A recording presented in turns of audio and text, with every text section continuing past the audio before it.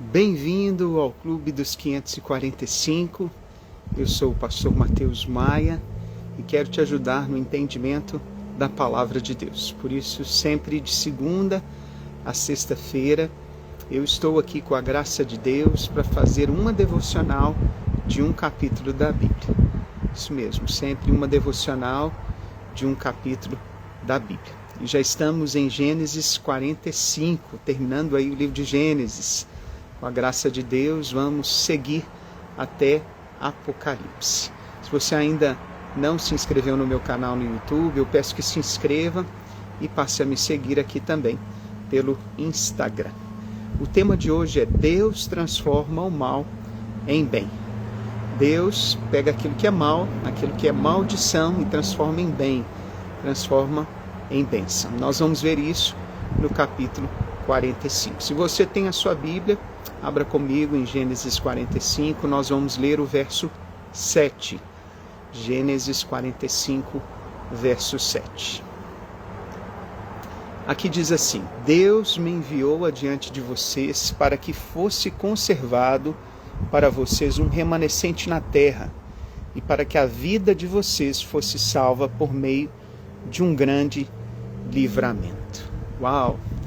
José falando então para os seus irmãos, revelando-se, tirando a máscara. Então nós vimos em Gênesis 44 que diante do discurso humilde e abnegado de Judá, José não se contém e pede que todos saiam da sua presença. Ele deseja falar a sós com seu irmão, preservando assim a reputação dele e de seus irmãos. Aí José chora pela terceira vez, desde que seus irmãos passaram a vir do Egito. E agora é um choro que libera tudo que está dentro dele, tudo que está preso dentro dele, de tal modo que a Bíblia fala que até o faraó escuta o choro de José. José assim se revela aos seus irmãos. Eles ficam atônitos e talvez com muito medo, pois agora José poderia se vingar deles. José poderia colocar em prática toda a vingança, diante daquilo que eles fizeram com ele no passado. Só que não. José consegue agora ver todo o seu sofrimento com uma nova perspectiva. Ele acalma seus irmãos e diz que Deus usou o mal que eles lhe fizeram para transformar em bem. Ou seja, a maldição em bênção. Agora, como governador do Egito, eles podem ser salvos, porque vai haver ainda mais 5 anos de fome sobre a terra. José consegue ver agora a mão de Deus através do seu sofrimento. Ele consegue enxergar que Deus arquitetou um plano para salvar toda a sua família e preservar aquela nação do seu pai, a nação de Israel. Lembrando aí que seu pai se chamava Jacó, mas o seu nome foi mudado naquela luta com o anjo e se tornou assim Israel. José se livra do rancor e começa a ser grato ao Senhor por lhe sustentar em meio aos anos difíceis e pelo resultado promovido. Agora ele é capaz de perdoar seus irmãos e também abençoá-los mais do que eles podem imaginar.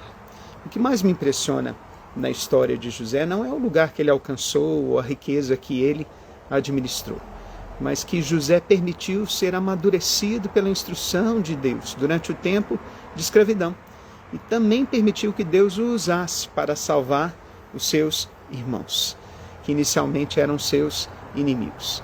Deus quebrantou o coração dos seus irmãos e também o seu, para que a partir dessa história horrível de brigas e separação houvesse perdão, houvesse unidade. José sim entendeu os propósitos de Deus. E eu te pergunto, será que você tem entendido os propósitos de Deus durante as circunstâncias ruins, durante os momentos difíceis, diante das frustrações e negativas que você recebe das pessoas? José entendeu qual era o seu papel na história.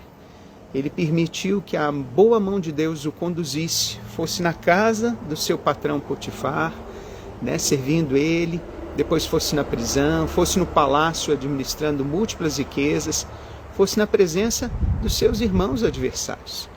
Mesmo inicialmente ele tendo ódio e querendo testar os seus irmãos, a gente vê que José estava aberto ao agir de Deus. Ele era sensível à voz de Deus. Não lhe faltava o temor. A Bíblia diz em Provérbios 1:7, o temor ao Senhor é o princípio da sabedoria, mas os insensatos desprezam a sabedoria e o ensino. José não desprezou o que Deus lhe mostrou, a partir da sua história, das suas lutas e sofrimentos, e por isso, com temor, Deus lhe deu sabedoria. José perdoou seus irmãos e abraçou cada um, chorando ao abraçar-lhes. A Bíblia fala que Benjamim também chorou, mas os seus irmãos não choraram, talvez ainda magoados com aquilo que José tinha feito com eles nessas viagens que eles fizeram ao Egito. Depois desses acontecimentos, a Bíblia fala que o próprio faraó envia carros junto com seus irmãos para buscarem Jacó, as crianças, as mulheres e toda a sua família. E também lhe concede a terra de Gósen para viverem. Uma terra preparada especificamente para os pastores. E até nisso a gente vê a mão de Deus. Por quê? Porque, estando separados dos egípcios, eles podiam manter as suas características étnicas, a sua cultura e o seu culto a Deus. Como Deus faz tudo perfeito. Às vezes a gente não percebe, mas que a gente hoje comece a abrir os olhos para a perspectiva de Deus. Alguém diz que sabedoria é ver as situações e circunstâncias da maneira que Deus vê.